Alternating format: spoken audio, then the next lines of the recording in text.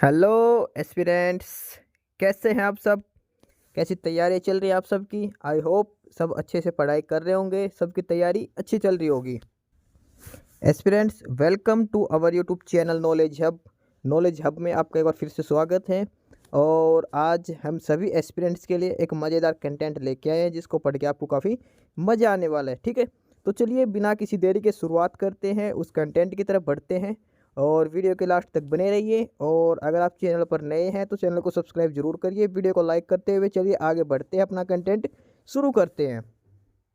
Friends, इस video में आज हम आपके लिए लेके आए हैं जनरल साइंस के 45 इम्पोर्टेंट क्वेश्चंस।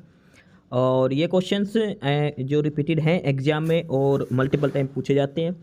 बहुत से एग्जाम में क्वेश्चन पूछे गए। सबसे बड़ी बात है कि हमने ये हिंदी में क्वेश्चन लेके आए। बच्चों को बहुत दिक्कत होती है साइंस में कि हिंदी में उन्हें क्वेश्चन नहीं मिले, तो हम इस वीडियो में हिंदी में क्वेश्चन लेके आए उनके लिए।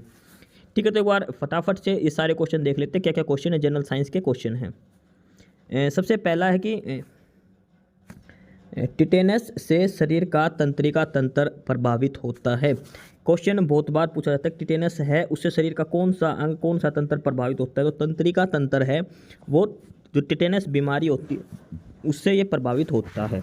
ठीक है, टिटेनस से शरीर का तंत्रिका तंत्र प्रभावित होता है।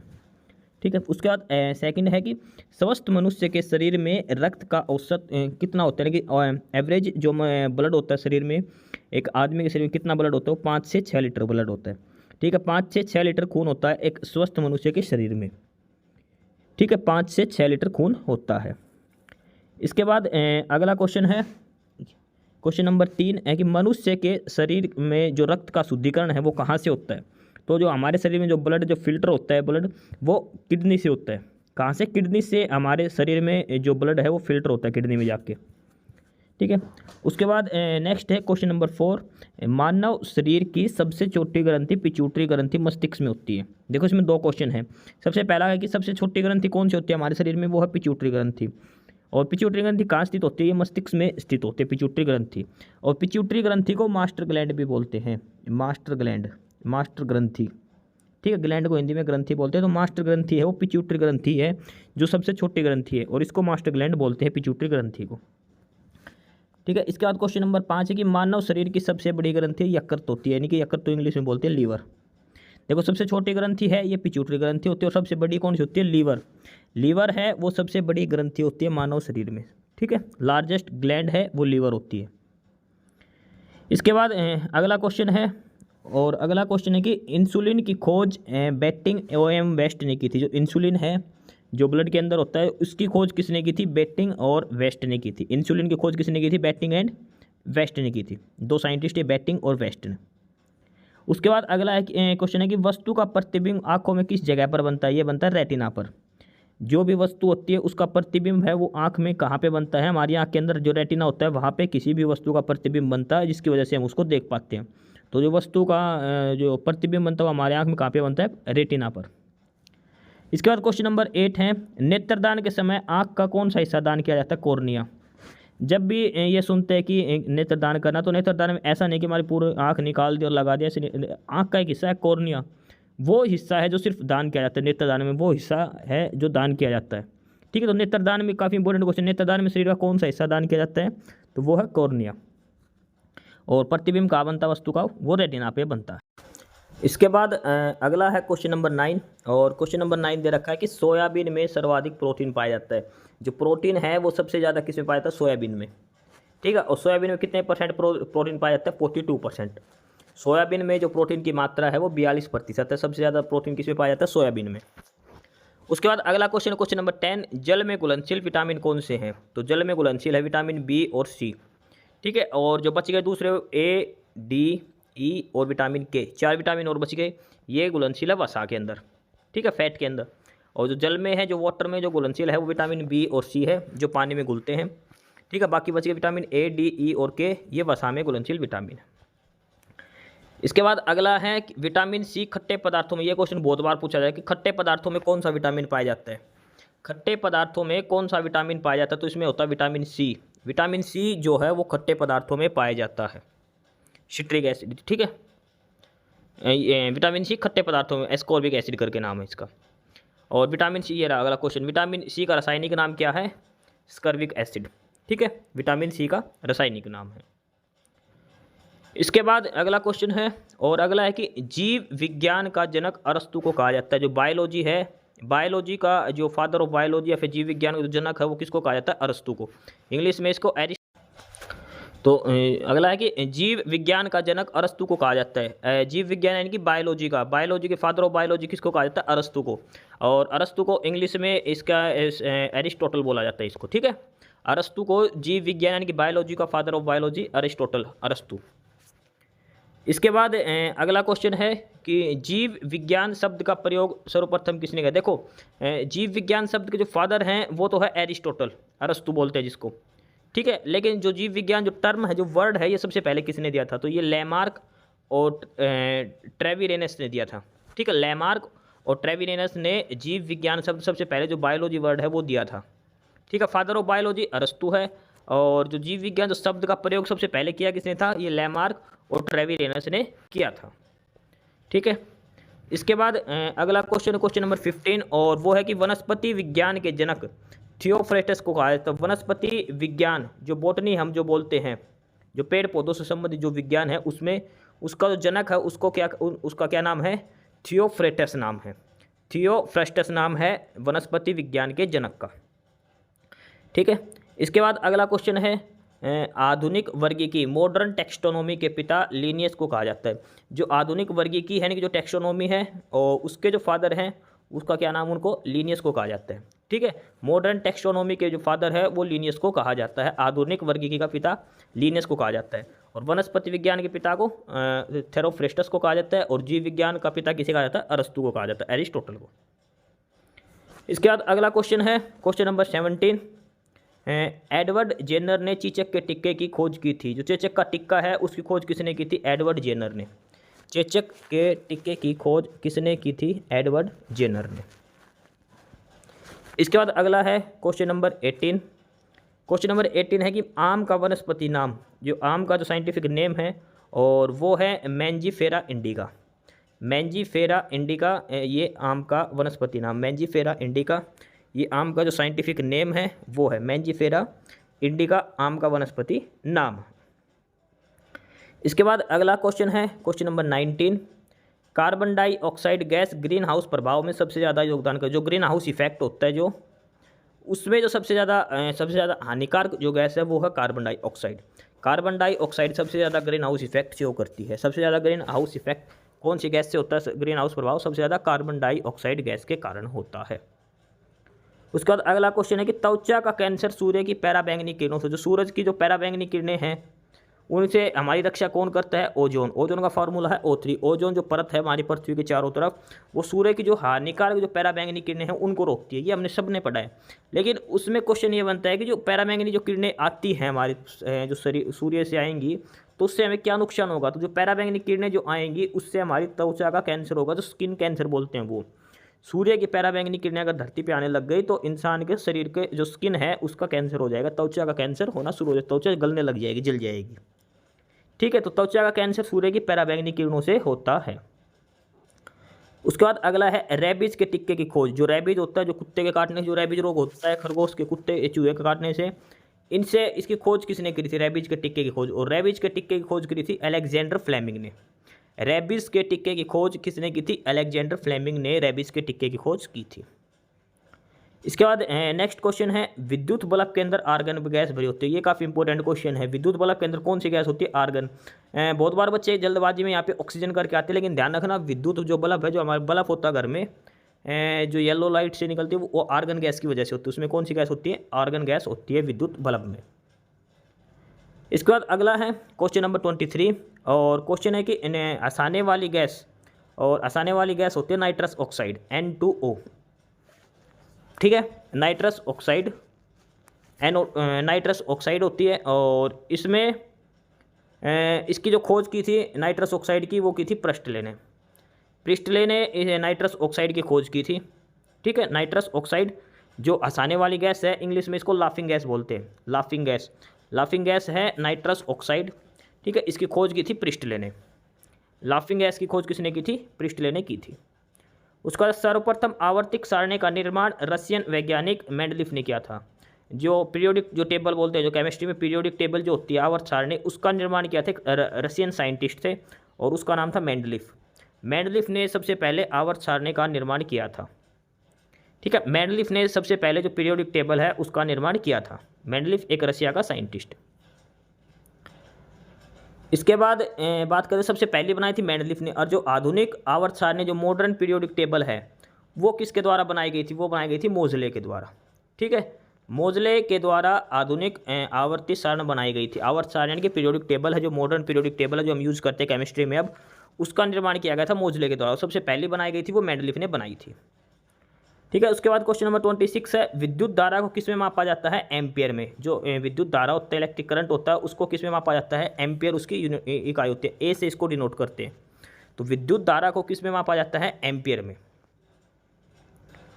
इसके बाद अगला है क्वेश्चन नंबर 27, और क्वेश्चन नंबर 27 है कि डायनामो उपकरण द्वारा यांत्रिक ऊर्जा को विद्युत ऊर्जा में बदला जाता है।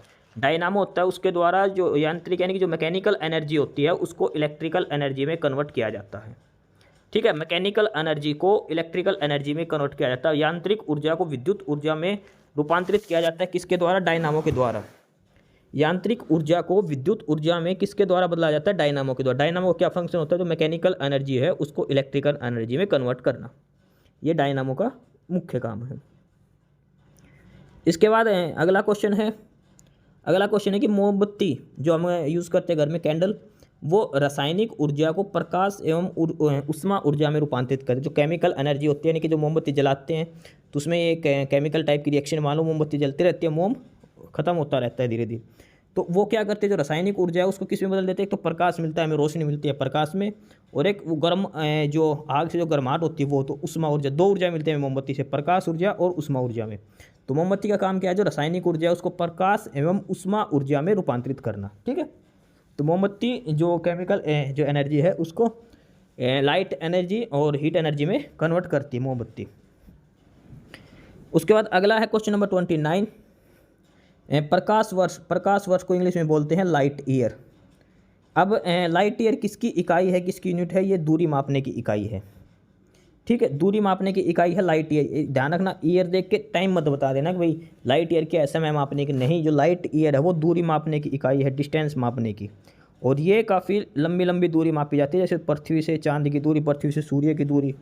ठीक है, ये इनकी दूरी मापने के लिए प्रकाश वर्ष जो इकाई है उसका प्रयोग किया जाता है दूरी मापने के लिए। और दूरी मापने की जो सबसे बड़ी इकाई है वो पारसेक है। प्रकाश वर्ष से भी बड़ी जो इकाई है दूरी मापने की वो है पारसेक। ठीक है, पारसेक है जो दूरी मापने की सबसे लंबी इकाई है। हालांकि प्रकाश वर्ष है वो भी दूरी मापने की एक इकाई है। ठीक है, ये था क्वेश्चन नंबर 29। इसके बाद अगला है क्वेश्चन नंबर 30। क्वेश्चन नंबर 30 है कि साधारण नमक का क्या नाम है? सोडियम क्लोराइड बोलते हैं। और सोडियम क्लोराइड का फॉर्मूला क्या होता है? NaCl। जो हम घरों में यूज़ करते हैं नमक वो क्या होता है? सोडियम क्लोराइड होता है, NaCl होता है। इसका प्रयोग कहाँ किया जाता है? खाने में और अचार के परिरक्षण करने में, अचार को बनाने में। उसमें साधारण जो नमक है जो हम घरों में प्रयोग करते हैं NaCl सोडियम क्लोराइड होता है वो। ठीक है, इसको खाने में और अचार के परीक्षण में प्रयोग किया जाता है, साधारण नमक NaCl सोडियम क्लोराइड को। क्वेश्चन नंबर 31 है, हीरा एवं ग्रेफाइट कार्बन के अपरूप हैं। यानी कि जो हीरे, डायमंड और जो ग्रेफाइट होते हैं वो किसके एलोट्रोप्स हैं? वो कार्बन के। ठीक है, कार्बन के एलोट्रोप्स हैं ग्रेफाइट और डायमंड। ठीक है, जो पेंसिल में होता है ग्रेफाइट होता है, हीरा जो हमने देखा है वो हीरा शुद्ध कार्बन का बना होता है, हीरा एकदम शुद्ध कार्बन का। इसके बाद अगला क्वेश्चन है कि हीरा विद्युत का कुचालक होता था, ग्रेफाइट विद्युत का सुचालक होता है। सबसे बड़ी बात देखो, दोनों ही कार्बन के बने होते हैं, लेकिन जो ग्रेफाइट होता है वो विद्युत का सुचालक होता है, यानी कि उसके अंदर से करंट लगेगा, बिजली पास हो सकती है। लेकिन जो हीरा है वो विद्युत का कुचालक है, उसके अंदर से बिजली पास नहीं होगी, उसके अंदर से करंट नहीं लगेगा हमें। ठीक है, ग्रेफाइट विद्युत का सुचालक है और हीरा जो है वो विद्युत का कुचालक होता है। ठीक है, हीरा कुचालक है और ग्रेफाइट सुचालक। हालांकि दोनों ही कार्बन के अपरूप है, एलोट्रोप से कार्बन के ही बने होते हैं दोनों ही। ठीक है, उसके बाद अगला क्वेश्चन नंबर 33, LPG जो गैस होती है उसमें ब्यूटेन और प्रोपेन का मिश्रण होता है। LPG क्या होती है? लिक्विफाइड पेट्रोलियम गैस होती है। और इसमें कौन सी दो गैसें होती हैं? इसमें ब्यूटेन और प्रोपेन इसमें मिक्स होता है। ठीक है, ब्यूटेन और प्रोपेन इसमें मिक्स होता है LPG गैस के अंदर। LPG किन दो गैसों का मिश्रण है? ब्यूटेन और प्रोपेन गैस का मिश्रण है LPG। ये ध्यान रख के चलना। जो हम घरों में यूज़ करते हैं एलपीजी गैस, जो सिलेंडर में आती है हमारे पास, वो एलपीजी। उसके बाद अगला क्वेश्चन है कि एलपीजी की गंध उसमें मिले सल्फर यौगिक से होती है। एलपीजी जो गैस होती है, जो हमारे घरों में जो सिलेंडर यूज़ होता है, गैस सिलेंडर, जो गैस की पाइपलाइन होती है, उसमें एलपीजी गैस होती है, लिक्विफाइड नाइट्रोजन गैस, ना सो लिक्विफाइड पेट्रोलियम गैस होती है। और इसमें जो स्मेल आती है वो किसकी वजह से होती है? इसके अंदर सल्फ़र होता है। ठीक है, जो सल्फ़र के जो वो होते हैं उनकी वजह से स्मेल आती है। और जो एलपीजी की जो स्मेल को पता लगाने के लिए हम किसका प्रयोग करते हैं? Methyl mercaptan. मिथाइल मरकैप्टन का हम प्रयोग करते हैं, जिसकी वजह से हम ये पता एलपीजी के गैस की स्मेल का, सुगंध का पता लगाते हैं मिथाइल मरकैप्टन की वजह से। अगला है कि चांदी और तांबा विद्युत का सर्वश्रेष्ठ सुचालक है। सबसे ज़्यादा विद्युत का जो सुचालक है वो है चांदी। चांदी और तांबा दोनों विद्युत के सुचालक हैं। सबसे ज़्यादा सुचालक है वो है चांदी और दूसरे पे है तांबा। अब जो हम बिजली के वायर यूज करते हैं वो हम तांबे के बने होते हैं, जो बिजली की जो सप्लाई करते हैं एक शहर से दूसरे, जो पोल्स पे आपने देखे होंगे जो वायर होते हैं बड़े बड़े, वो तांबे के बने होते हैं। क्यों बने होते हैं कॉपर के? क्योंकि चांदी सुचालक तो होती है लेकिन चांदी बहुत महंगी है एज़ कम्पेयर टू कॉपर। इस वजह से जो बिजली के जो वायर वगैरह होते हैं वो सारे तांबा कॉपर के बने होते हैं। ठीक है, हालांकि जो चांदी है वो विद्युत का सबसे सर्वश्रेष्ठ सुचालक है। बिजली का जो सबसे अच्छा जो गुड कंडक्टर ऑफ इलेक्ट्रिसिटी है वो चांदी आएगा सबसे पहले, दूसरे नंबर पर तांबा है। एग्जाम में क्वेश्चन बहुत बार पूछा गया कि हम कॉपर वायर्स ही यूज क्यों करते हैं, जबकि चांदी विद्युत का सबसे अच्छा सुचालक है, कॉपर की से भी अच्छा है चांदी। तो वो इसलिए करते हैं कि जो कॉपर है वो चांदी की कंपेरिजन में, सिल्वर के कंपेरिजन में कॉपर काफ़ी सस्ता होता है। ठीक है, सिल्वर के कंपेरिजन में कॉपर काफ़ी सस्ता होता है, इस वजह से हम कॉपर वायर्स यूज करते हैं। काफ़ी इंपॉर्टेंट क्वेश्चन, क्वेश्चन नंबर 35 वाला। क्वेश्चन नंबर 36 है टाइटेनियम को रणनीतिक धातु कहा जाता है। ये काफ़ी इंपॉर्टेंट, टाइटेनियम को रणनीतिक धातु कहा जाता है। तो टाइटेनियम जो मेटल है बहुत rarest, one of the rarest, जो सबसे कठिन से कठिन जो मेटल जो नहीं मिलता उसको कहा टाइटेनियम, उसको रणनीतिक धातु कहा जाता है टाइटेनियम को। क्वेश्चन नंबर 37 है सिल्वर आयोडाइड कृत्रिम वर्षा के लिए यूज़ किया जाता है। ये क्वेश्चन बहुत बार पूछा गया, कृत्रिम वर्षा के लिए किसका हम प्रयोग करते हैं? सिल्वर आयोडाइड का। ठीक है, Ag2I का, AgI का, सिल्वर आयोडाइड। ठीक है, सिल्वर का फॉर्मूला Ag होता है, आयोडाइड को I से डिनोट करते हैं। सिल्वर आयोडाइड ये कृत्रिम वर्षा के लिए यूज़ किया जाता है, आर्टिफिशियल रेन के लिए, कृत्रिम वर्षा के लिए सिल्वर आयोडाइड का प्रयोग किया जाता है। अगला क्वेश्चन है कि मतदाताओं की उंगलियों में निशान के लिए सिल्वर नाइट्रेट का लगाया जाता है। जैसे हम वोटिंग आने वाले वोट लगा करके आएंगे तो हमारे उंगली पर एक ब्लू इंक लगाई जाती है, तो वो इंक में क्या होता है? वो है सिल्वर नाइट्रेट। सिल्वर नाइट्रेट, ठीक है, सिल्वर नाइट्रेट लगाया जाता है। जो वोट करके आते हैं, जो उनकी उंगली के जो निशान लगाते हैं वो होता है सिल्वर नाइट्रेट। सिल्वर नाइट्रेट का वो निशान लगाया जाता है। अगला क्वेश्चन है क्वेश्चन नंबर 39, वो है तड़ित चालक का आविष्कार किसने किया था? तड़ित चालक का आविष्कार किया था बेंजामिन फ्रैंकलिन ने। तड़ित चालक का आविष्कार, ये भी क्वेश्चन बहुत बार पूछा गया, तड़ित चालक का आविष्कार, और ये किया था बेंजामिन फ्रैंकलिन ने। तड़ित चालक का आविष्कार किसने किया था? बेंजामिन फ्रैंकलिन ने। क्वेश्चन नंबर 40 है शुष्क बर्फ ठोस कार्बन डाइऑक्साइड, जो ड्राई आइस जो बोलते हैं, ड्राई आइस ये होती है सॉलिड CO2। अब ड्राई आइस क्या होती है? शुष्क बर्फ, जैसे हम पार्टी वगैरह फंक्शन वगैरह हम देखते हो नीचे एकदम से धुआं फेंकते हैं, एकदम वो जो नीचे धुआं सा होता है ना, जो एकदम गैस सी होती है, वो है तो ड्राई आइस बोलते हैं उसको, और वो होती है solid carbon dioxide, solid CO2। Dry ice जो शुष्क बर्फ है वो सॉलिड कार्बन डाइऑक्साइड होती है, ठोस कार्बन डाइऑक्साइड को ड्राई आइस बोलते हैं। ठीक है, dry ice solid carbon dioxide होती है। और जो हम पार्टी वगैरह फंक्शन वगैरह में वो जब किसी की एंट्री वगैरह होती है, जब देखते हैं नीचे से वो धुआं सा निकलता है एकदम से, वो सॉलिड आइस, ठोस, वो ड्राई आइस होती है जो सॉलिड कार्बन डाइऑक्साइड गैस से सॉलिड कार्बन डाइऑक्साइड को कहा जाता है। ठीक है, इसके बाद क्वेश्चन नंबर 41 है कि प्लेटिनियम को सफेद स्वर्ण कहा जाता है। तो प्लेटिनियम जो धातु है उसको वाइट गोल्ड कहा जाता है। वाइट गोल्ड, किस मेटल को वाइट गोल्ड कहा जाता है? प्लेटिनियम को। ठीक है, प्लेटिनियम को वाइट गोल्ड कहा जाता है। ये भी काफ़ी क्वेश्चन इंपॉर्टेंट है। 41, प्लेटिनियम को सफ़ेद स्वर्ण वाइट गोल्ड कहा जाता है, सफ़ेद सोना कहा जाता है प्लेटिनियम धातु को। इसके बाद अगला है क्वेश्चन नंबर 42, और वो है कि क्लोरीन गैस फूलों का रंग उड़ा देती है। जो फूल जो रंग विहीन जो फूल हो जाते हैं वो किसकी गैस की वजह से होते हैं? क्लोरीन को। क्लोरीन अगर कपड़े पे गिर जाए तो उस कपड़े का भी रंग उड़ जाता है। क्लोरीन गैस है ये हमारे, अगर किसी कपड़े पे भी गिर गई तो उसकी वजह से हमारे कपड़े वहाँ से वाइट हो जाएंगे, कपड़े का कलर हट जाएगा। तो फूलों पे भी अगर डाल दे तो फूलों का भी रंग उड़ा देती है क्लोरीन गैस की वजह से। ठीक है, इसके बाद अगला है कि बुध और शुक्र जो ग्रह हैं उनका एक भी उपग्रह नहीं है। जो ग्रह हैं उनमें से बुध और शुक्र दो ऐसे ग्रह हैं जिनका कोई भी एक सैटेलाइट नहीं है, नेचुरल सैटेलाइट कोई भी किसी भी एक भी नहीं है। बुध और शुक्र का कोई भी उपग्रह नहीं है। और उसके बाद है कि शनि के सर्वाधिक उपग्रह हैं। देखो बुध और शुक्र का एक भी नहीं है, लेकिन सबसे अधिक किसके ग्रह के हैं उपग्रह हैं, शनि ग्रह के सबसे ज़्यादा उपग्रह हैं। क्वेश्चन नंबर 45 जो मोस्ट इंपॉर्टेंट है, लास्ट क्वेश्चन है।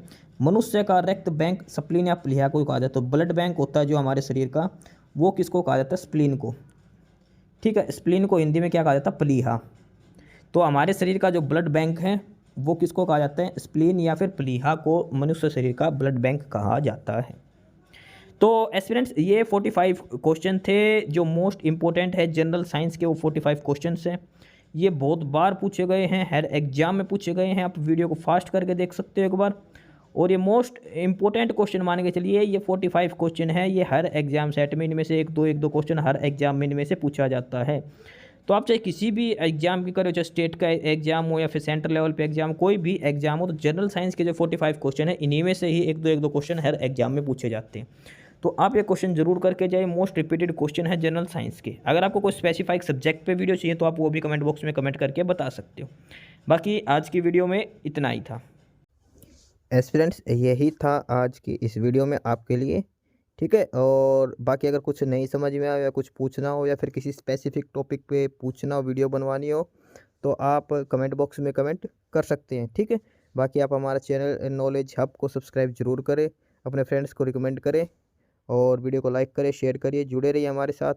मिलते रहेंगे आपके साथ रोज़ रोज़ नए कंटेंट के साथ, नई अपडेट्स के साथ। ठीक है, और चैनल को शेयर ज़रूर करें अपने फ्रेंड्स के साथ। एक बार फिर से जो एस्पिरेंट्स जो कैंडिडेट्स नए हैं वो चैनल को सब्सक्राइब जरूर करें, अपने चैनल नॉलेज हब। ठीक है, मिलते हैं नई अपडेट्स के साथ, तब तक के लिए बाय।